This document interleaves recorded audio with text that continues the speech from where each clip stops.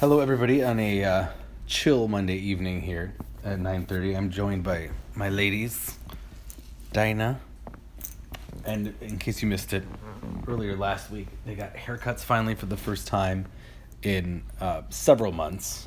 Dee Dee, her bow is out of her hair, though, already. So thanks to Ulu in Northeast Minneapolis for taking care of that. And just knocked over my water bottle, but don't worry, it's still closed, I think. Yeah, perfect. All right. Diane, will you get that? Thank you. Hey, what a crazy night last night. Of course, a lot of people were entertained by the storms that we had, and still storms going from the same general setup here to the south and southeast. Cluster of storms. We call these mesoscale convective systems because they are a system. Clusters of storms that get organized when you have heat and humidity like we had. They get going. They tend to be more nocturnal, but when they do develop at night, they can keep going for hours and hours, for hundreds of miles. And these are ones that started in Iowa and Minnesota, of course, and then continue now through portions of Indiana and across Michigan, making their way to the northeast. And no sign of really letting up on that southeastern end. Of course, we saw a ton of lightning, which is pretty typical of these storms, more so than what we see with normal thunderstorms, because you have several clusters of storms together. Lots of hail, grapple, rubbing against each other, colliding, and that's how we separate charges. Those electrons fall off, basically, and you get huge buildups in the storm clouds. So yeah, pretty incredible stuff. A lot of hail, of course. This is some hail that was picked up. Diane sent this from West Bloomington.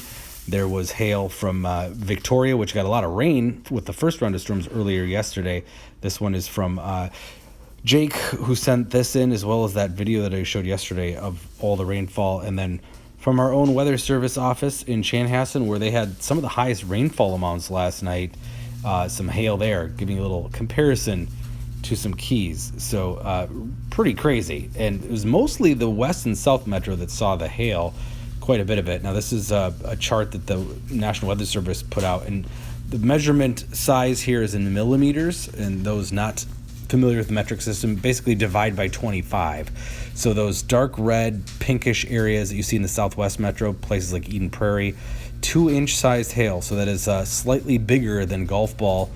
And again, east and north metro didn't see much of that. In fact, the east metro really largely getting missed by most of the rainfall. The bullseye was in the southwest metro, where we saw, again, a little more than 5.5 inches at the Weather Service office in Chanhassen, over 4 in Eden Prairie at the Flying Cloud Airport, a little over 4 in Victoria, and a few inches in Minnetonka. The airport officially coming in at just under 2 inches of some rain too. So definitely there was a lot of it out there.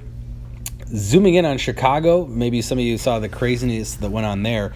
This complex of storms that we're talking about, this mesoscale convective system, really going through with over 70 mile per hour winds right through Lake Michigan. Definitely wouldn't want to be on that big lake at that time. And notice the vortex there on the northern end of it here. Pretty typical with these systems. They become so organized, they're their own storm system. See that spin here moving across the Wisconsin-Illinois border right into Michigan? Yeah, pretty crazy. Of course, we saw a gorgeous day develop. Big drop in humidity, back to those almost September-like dew points. Quiet tomorrow, lots of sunshine, in fact, and most of Wednesday too. And then the pattern gets a little less settled as we start to see stickier air move in. This is early Thursday morning before sunup. Some spotty showers, some thunder. Again, this is late Wednesday night, early Thursday.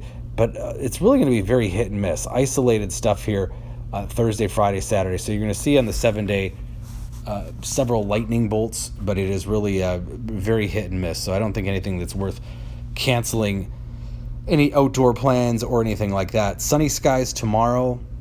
Again, very comfortable, a little warmer with the sunshine all day. And then Wednesday, a few more clouds with, again, the storm chance mainly Wednesday night.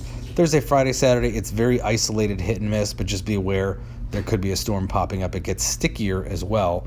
And then we're back into sunnier skies by the end of the weekend with those dew points, that humidity level dropping once again.